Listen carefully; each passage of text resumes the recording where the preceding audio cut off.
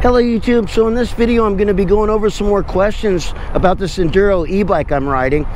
And you know, I should have gone over the basic questions in the first video and I did not, so I'm going to touch on those. And then 2 questions that you must ask if you're going to buy or even build one of these bikes. Alright, let's get into this.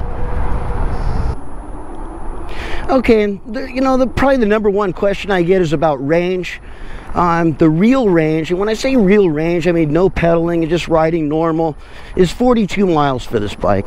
And I do want to touch on, what manufacturer's stated range. When you're out there shopping for an e-bike, I would probably cut their stated range in half, and that's probably about what you're going to get. All right, and then the next question I get is about charge time.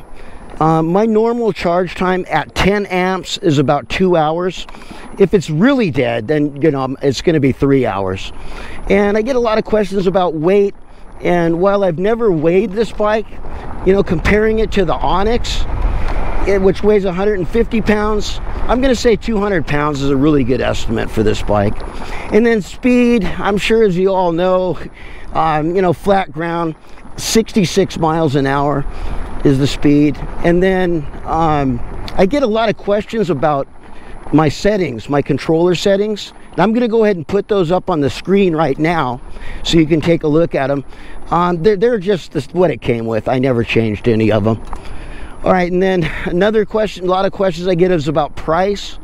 And price, $3,500 is what I have into this. I built it myself. Now keep in mind, prices have gone up. Well, everyone knows prices have gone up on everything, and including parts for this bike. So you probably want to add about 10 or 20% to that. Okay, and then I had a question in my comments. He says, I bought a 12,000 watt e-bike, based on your videos and other videos like yours, and I'm just not getting the performance or the speed that I should be getting. And I think he mentioned he gets 6,000 watts out of it, and I can pretty much tell you what happened. I mean, and it's unfortunate, but some builders out there, they'll take a QS273 12,000 watt e-bike motor, they'll call the bike a 12,000 watt e-bike, and then put a battery in it that has no chance of ever producing that much power. And that's kind of what you're left with. And that's going to lead me into the 2 questions that you must ask if you're thinking about buying one of these bikes and you want this kind of performance. Okay, and the first question, now this is assuming you've gone over the basics, with the seller. It's 72 volts. The first question you're going to want to ask is, what is the continuous amp output of the battery?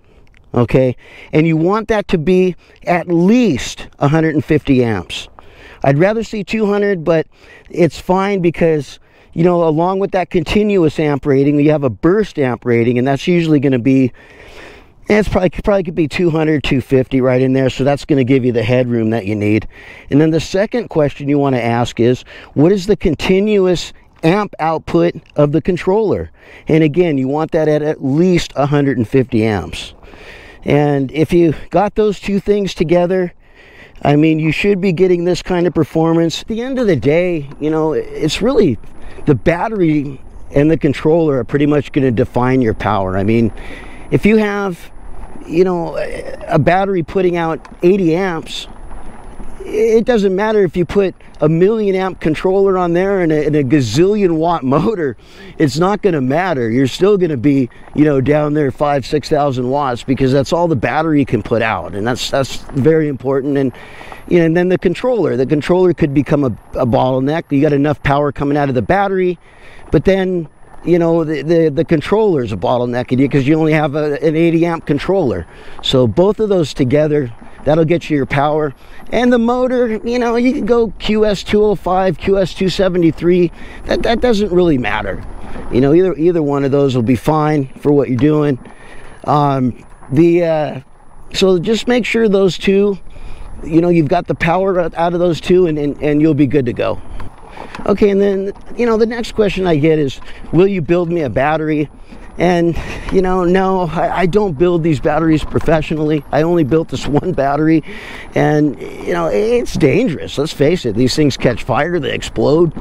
I mean, you know, there's a lot of liability issues and stuff like that, you know, involved with that kind of thing. And I feel a lot of your frustration. God, this rocks, man, there's so many freaking rocks here. Let me get out of this here.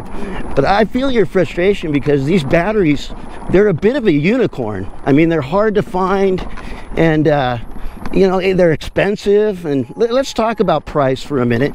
And you know, if you're going to go 72 volts, you're going to have 20 sets. So, and if you want any kind of range, you should probably go at least 12 parallel. So that's 240 batteries. Well, if you're using, you know, 18650 cells, or $5 a piece, that's 1200 just for the batteries. Now you got the BMS, the copper, the nickel strips, and you know, that all adds up. So one thing for sure, you know, if you're looking for this kind of power, it's not going to be cheap. Let me get through this trail right here. But there's a couple ways you can go about it. You know, a lot of places have like a local battery builder, you know, and you could probably show them I have my video, and there's some other videos here on YouTube to give them the basic design and the specs that you want, and just have it built. You know, you can do it that way. Or I found one, and this steep hill, hang on. I gotta glide up to the top of this thing. All right, but I found one battery, you know, if you want to just purchase a battery outright, Enduro e-bikes, and I'll put a link to that battery in the description. But they're using a battery using Samsung 30Qs, which are good cells. It's putting out 150 amps continuously, and you know, that might be an option for you. Okay, and then the next question I get is, you know, should I change my BMS? You know, basically I have an 80 amp BMS. Should I just put a 300 amp BMS on my battery? And you know, my answer to that is no, because you don't know, you know, how that battery was built. I mean, you don't know how thick the series connections are. I mean, if you don't know those things and then you upgrade that BMS like that, that battery might not be able to take it, and then you're looking for a fire. You know, unless you know who built it, the guy says, you know, and they say, yeah, no, it's strong enough to handle that, then you can go ahead and do that. All right, guys, I'll call that a wrap. And I hope this information helps you if, you know, you're building or buying one of these bikes.